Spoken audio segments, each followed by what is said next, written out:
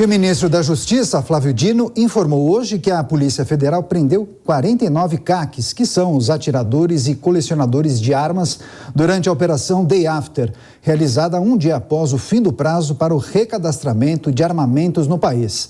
Vamos chamar a repórter Berenice Leite, da capital federal, que chega ao vivo. Berenice, boa noite, seja bem-vinda. Conta pra gente qual foi a repercussão dessa operação em Brasília e o que o ministro Flávio Dino detalhou sobre esse tema. Oi, Daniel, boa noite a você, a todos que nos acompanham. Olha, essa operação da Polícia Federal, deflagrada já nas primeiras horas da manhã, o balanço, como você bem informou, 49 pessoas foram presas, mas é importante destacar que dentre esses CACs, que são os colecionadores, atiradores e também entre eles que possuem registro, são pessoas que possuem já mandados de prisão em aberto. E essa repercussão aqui no Congresso, ao questionar principalmente os parlamentares que defendem essa questão, o setor das armas, em virtude da revogação do decreto do presidente Lula, eles destacaram o seguinte: olha, são pessoas que já deveriam estar presas. O fato do recadastramento ter terminado no dia de ontem, esse prazo, não tem nada a ver, não tem relação com essas pessoas terem sido presas por não terem recadastrado as armas, mas sim porque tem mandado de prisão em aberto. O critério de idoneidade não foi preenchido, esse requisito, e por isso essas pessoas que foram encontradas em suas residências foram presas, armas foram recolhidas, por uma medida cautelar, e além disso também documentos para que posteriormente o registro dessas pessoas que foram presas seja suspenso. Vamos acompanhar um trecho da coletiva onde o ministro Flávio Dino fala que essas operações da Polícia Federal devem se tornar cada vez mais frequentes e destaca ainda que até o dia 15 de maio vai apresentar uma nova proposta com novas regras, principalmente para os clubes de tiros. Vamos ver. Vamos fazer uma mediação, claro, não vai ser o fim, mas nós vamos instituir novas regras para clubes de tiro, novas regras para comercialização, restringir a quantidade, ou seja, regras para o futuro. E vamos apresentar uma proposta relativa a este arsenal existente, que vai ser dialogada com outras áreas de governo. Há várias propostas, por exemplo, de criar, inclusive, tributos sobre esse tipo de bem. A Comissão de Segurança Pública, que inclusive já convidou, o Flávio Dino esteve aqui por pelo menos 2 vezes, inclusive para estender esse prazo de recadastramento. O acordo foi cumprido, ele estendeu esse prazo, mas mesmo assim os parlamentares aqui reclamam que não houve nenhum tipo de publicidade, informativos para que o recadastramento acontecesse dentro do prazo. Ainda assim, 1% ficou sem fazer o registro mediante a Polícia Federal. Vamos ouvir o que disse o deputado federal Marcos Polon, que inclusive é relator de um decreto que deve revogar a decisão anti-armas do presidente Lula. Vamos ver.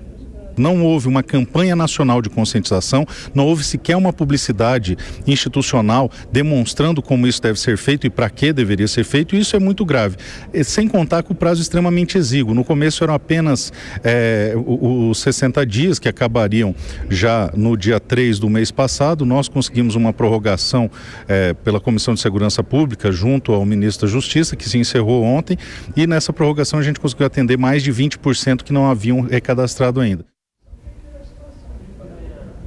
Pois é, e o deputado federal Marcos Polon me destacou ainda que o fato dessa operação hoje ter acontecido um dia após o fim do prazo para o recadastramento gerou um clima de pânico, porque a notícia que circulou é que as pessoas estavam sendo presas e tendo as armas já recolhidas em fator de não terem registrado, recadastrado suas armas.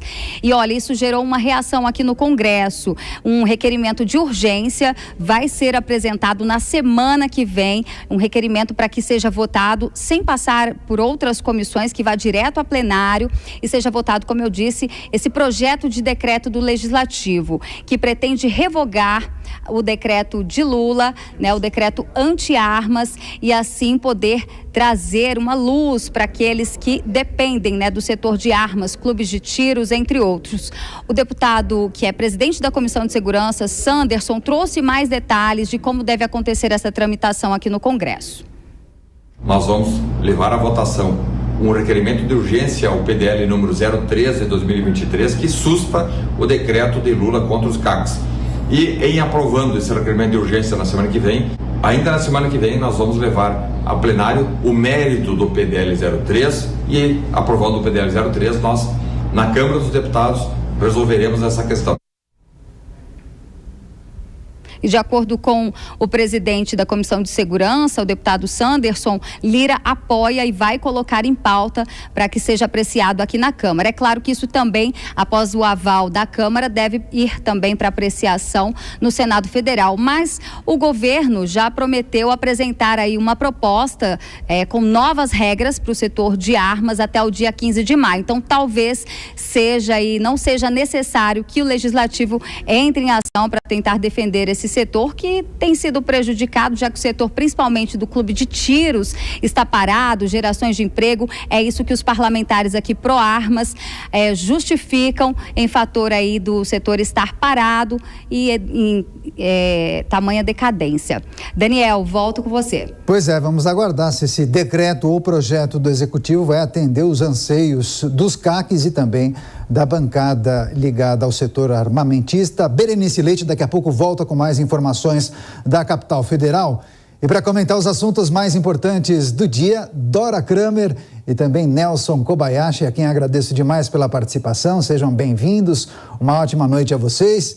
Começa essa rodada de análises com você, Nelson Kobayashi. A gente tem observado que o governo Lula III, desde o início, se coloca contra a flexibilização do acesso às armas, tanto que revogou uma série de medidas da gestão anterior. Mas a promessa é que a atual gestão emita um novo decreto ou cria um novo projeto justamente para regulamentar o acesso às armas. Em relação a essa operação, Kobayashi, viu rigor excessivo por parte do governo, Polícia Federal, em relação aos CACs? Tem parlamentares que falam em falta de publicização, poderiam ter divulgado melhor, enfim, queria te ouvir. Olá, Daniel, olá, Dora, a toda a nossa audiência, inclusive Dora, seja muito bem-vinda, um prazer tê-la aqui conosco no Jornal Jovem Pan. Essa questão é uma questão muito polêmica, né, Daniel? A gente, quando fala da questão das armas, é claro que já é uma questão logo ligada ao presidente Bolsonaro, que era um armamentista, defendia armas para a população, para a autodefesa, para a pessoa do campo, principalmente, e o presidente Lula viu isso como um assunto político, tanto que no dia 1º, já na sua posse, teve ali o ato de revogaço, né, uma sequência de decretos que ele revogava decretos anteriores, e já nessa primeira oportunidade revogou os decretos de armas e suspendeu a atividade, inclusive, de novos clubes de tiros. Quando o Flávio Dino veio e anunciou, por exemplo, o prazo para recadastramento, ele já deixou claro que a política do governo é contra armas. Tanto que praticamente queria que as pessoas não recadastrassem as suas armas para que elas se tornassem ilegais. A gente viu aí, por exemplo, pessoas que estavam sendo presas, claro que por outros motivos, e se devem ser presas que sejam, mas que já numa primeira oportunidade para terem também um crime a mais, que é a posse ou o porte, dependendo de onde elas foram presas, de uso de arma de fogo, não regulamentado, porque fora do prazo de recadastramento, que não foi prorrogado. Aliás, nós estamos no país da prorrogação. Aqui é o país da esculhambação, na verdade, né? Tudo prorroga. Imposto de renda prorroga, lei prorroga, validade de lei prorroga. A lei das licitações, por exemplo, foi prorrogada em 1 ano. Mas a arma, o registro, o recadastramento para o cidadão que tem arma, pessoa que passou por exame psicológico, por exame de idoneidade, com certidões de antecedência, pessoas que passaram por toda a burocracia para ter uma arma, elas não têm 1 dia de prorrogação, justamente para que essas armas sejam mesmo tornadas ilegais e, com isso, haja um objeto para ser explorado politicamente pelo governo, como eles fazem com essa questão do armamento. Pois é, agora, Dora, muitas repercussões acerca dessa operação. Por exemplo, o deputado federal Eduardo Bolsonaro fez o seguinte tweet, ele postou nas redes sociais: a maior preocupação do chefe das polícias federais, os seguidores da lei. Enquanto isso, os bandidos seguem armados até os dentes.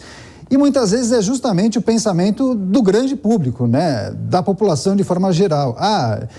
Retiram as armas das pessoas que fazem eventualmente isso como um hábito, frequentam os clubes de tiro, mas os bandidos seguem armados e a autoridade policial deveria se debruçar sobre isso. Como administrar esse tipo de posicionamento por parte de legisladores, mas também da população, né, Dora? Boa noite, Daniel. Boa noite, Kobayashi. Boa noite a todos. Pois é, eu acho esse tipo de colocação do deputado é simplista, né? E eu também não sei se a maior parte da população pensa assim ou pensa assado, não sei como é que é a pesquisa, mas imagino que sim, que esse tipo de argumento, por ser super simplificado, deva pegar bem. Agora, o importante é que todo mundo sabia qual era a posição, que ao contrário de diversos assuntos em que o governo, hoje eleito, e que enquanto ainda disputava a eleição, não foi transparente, com relação a essa questão era absolutamente transparente. A posição era essa, já era esperado. Eu acho que é importante, quando venham essas novas regras anunciadas pelo ministro Flávio Dino, que isso seja uma discussão contrário do que tem sido até agora qualquer discussão no governo, no Congresso. Não uma discussão